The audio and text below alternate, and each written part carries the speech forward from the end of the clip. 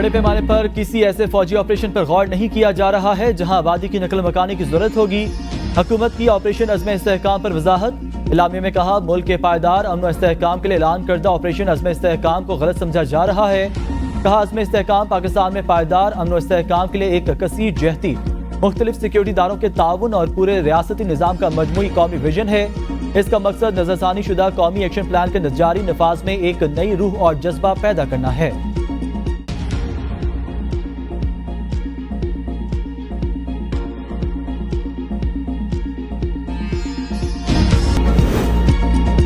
Apex committee इजलास में operation का जिक्र नहीं था। वजीर आला खैबर पख्तूनख्वा आलमी गन्नापुर ने मीडिया से गुफ्तगू में कहा, पॉलिसी बनाई गई अमन अमान का क़याम और दहशतगर्दी का खात्मा होना चाहिए। इजलास में अज़्म इस्तेहकाम का जिक्र आया, लेकिन उसके साथ ऑपरेशन का लफ्ज पहले था ना बाद में। ऑपरेशन अभी तक वाज़ेह नहीं, कब होगा, कहां होगा, इसका दौरानिया कितना होगा। ISPR की पॉलिसी के बाद बात करूंगा ऑपरेशन होगा या नहीं। आर्मी चीफ और DGISI से मुलाकात करना चाहता हूं। मेरी जो भी मुलाकात हुई वो एक प्रोग्राम में हुई। पार्लियामान, स्टेक होल्डर्स और अवाम को एतमाद में लेना जरूरी। बानी PTI से ऑपरेशन पर मुशावरत की। हमारी पॉलिसी वाज़ेह है, पहले अवाम को एतमाद में लिया जाए। अवाम के बगैर दहशतगर्दी का मुकाबला नहीं कर सकते। इन्हें अवाम की परवाह नहीं, अमन के लिए हर हद तक जाने को तैयार हैं। मौलाना फजल रहमान की अज़्म इस्तेहकाम ऑपरेशन की मुखालफत। मीडिया से गुफ्तगू में कहा, ऑपरेशन पाकिस्तान को मज़ीद कमजोर करेगा। माजी के ऑपरेशन के नताइज को सामने रखें, यहाँ तक किसने पहुंचाया, कौन जिम्मेदार है। मुसल्लह तंजीमें खुलेआम घूम रही हैं। शहबाज शरीफ वज़ीर आज़म नहीं सिर्फ कुर्सी पर बैठ कर खुश हैं। इस्टेब्लिशमेंट को हर शोबे में अपनी बालादस्ती को खत्म करना होगा। मियां इफ्तिखार ने कहा, अवामी इतना बड़ा फैसला करने से पहले हमें एतमाद में नहीं लिया गया। हमें शदीद तहफ़्फ़ुज़ात हैं। अवाम का ना तो मुज़ाकरात पर यकीन बाकी रहा और ना ही फौजी ऑपरेशन पर। मुज़ाकरात और ऑपरेशन दोनों के बाद दहशतगर्दी बढ़ जाती है। नेशनल एक्शन प्लान के 19 नकात में एक नुक्ते के अलावा बाकी नकात पर अमल दरामद नहीं किया गया। एपेक्स कमेटी इजलास में सूबे का वज़ीर आला मौजूद था, उन्होंने वहां क्यों मुखालफत नहीं की।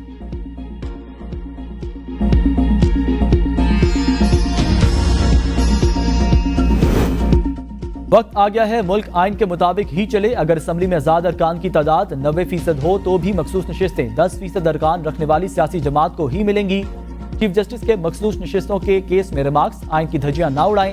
चीफ जस्टिस काजी फजीसा का सुनीता कौंसल की मखसूस नशिस्तों के खिलाफ अपीलों के केस में सलमान अकरम राजा से मुकालमा।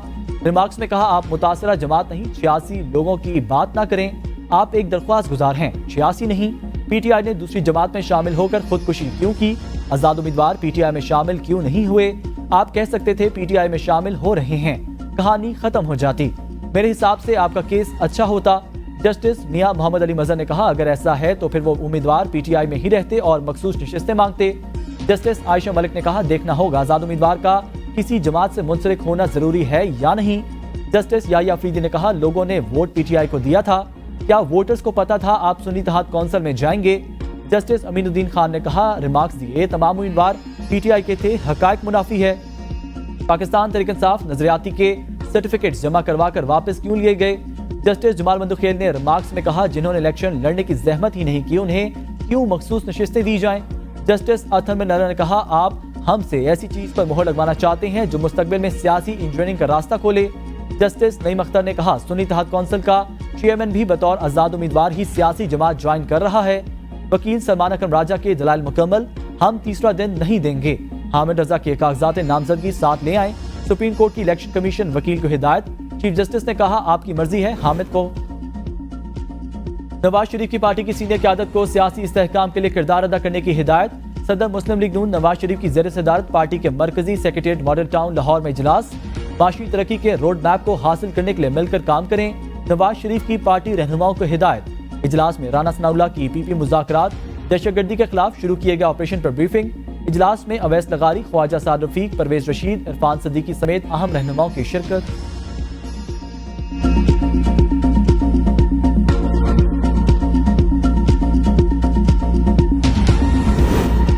गिलगित बल्तिस्तान असम्बली में बजट इजलास के मौके पर ऑपोजिशन का शदीद एहतजाज। बजट की कॉपियां फाड़ कर एहतजाज। ऑपोजिशन का ऐवान से वॉकआउट। गिलगित बल्तिस्तान के 140 अरब रुपए का बजट पेश। वजीर खजाना मोहम्मद इस्माइल ने बजट पेश किया। ग्रेड 1 से 16 तक के मुलाजमीन के लिए 25% एडहॉक रिलीफ। ग्रेड 17 और ऊपर वालों के लिए 20% एडहॉक रिलीफ तजवीज़। आरजी मुलाजमीन की कम अज कम तनख्वाह 37,000 करने की तजवीज़। गंदम सब्सिडी के लिए 18 अरब रुपए मुख्तस।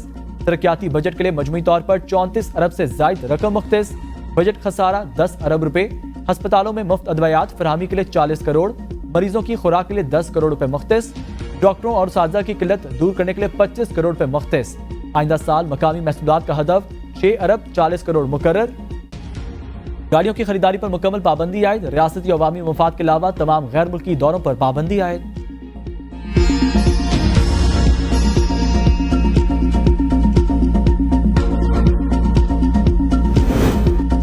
सिटी कौंसिल कराची का ऑपोजिशन के शोर शराबे में बजट पेश। बजट का कुल हजम 49 अरब 70 करोड़ रुपए से जायद। कुल अखराजात का तखमीना 49 अरब 60 करोड़ रुपए से जायद। रिटायर्ड मुलाजमीन के वाजिबात और पेंशन के लिए 10 अरब 80 करोड़ 22 लाख रुपए मुख्तस। म्यूनसिपल यूटिलिटी चार्जेस से 2 अरब की वसूली का फैसला। के इलेक्ट्रिक के बिलों से म्यूनसिपल टैक्स की वसूली की करारदाद कौंसिल मंजूर कर चुकी। बजट में के इलेक्ट्रिक पर वाजिबुल अदा 1 अरब 85 करोड़ रुपए की आमदन भी जाहिर। तरक्याती मंसूबों के लिए 8 अरब 98 करोड़ रुपए से जायद की रकम मुख्तस। डिस्ट्रिक्ट एटीपी स्कीमों पर 9 अरब 16 करोड़ रुपए से जायद खर्च किए जाएंगे। कौंसिल के अरकान से राय शुमारी के जरिए बजट की मंजूरी ली जाएगी। मेयर कराची मुर्तजा वहाब ने कहा, आज मीडिया ने ऑपोजिशन का रवैया देख लिया।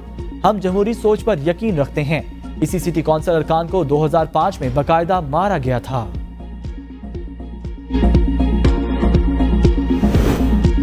पंजाब असम्बली के बजट इजलास में नून लीग के रुकन समीउल्लाह खान और पीटीआई के हाफिज फरहत अब्बास के दरमियान गालम गलोच। स्पीकर के हुक्म पर दोनों अरकान ने एक दूसरे से माफी मांग ली। हाफिज फरहत अब्बास को मजीद गुफ्तगू की इजाजत न देने पर ऑपोजिशन का शोर शराबा। ऑपोजिशन रुकन नदीम कुरैशी ने कहा, यह असम्बली नहीं रबड़ स्टैंप है। हम हुकूमत से दबने वाले नहीं। कैदी नंबर 804 ने 4.5 करोड़ लोगों को सिविल सेक्रेटरी डेथ दिया, जिसे खत्म करने की साजिश की गई और अब बानी पीटीआई के 8 मंसूबे बजट में शामिल कर लिए गए। किसान कार्ड, लेबर कार्ड चोरी करके बजट में शामिल किया और उस पर नवाज शरीफ और मरियम नवाज की तस्वीर लगा दी। स्टाम्प ड्यूटी 50,000 रुपए कर दी गई। मुश्तमा शुजा रहमान ने कहा, नदीम कुरैशी ने बानी पीटीआई की खुशामद की सारी हदें पार कर दी।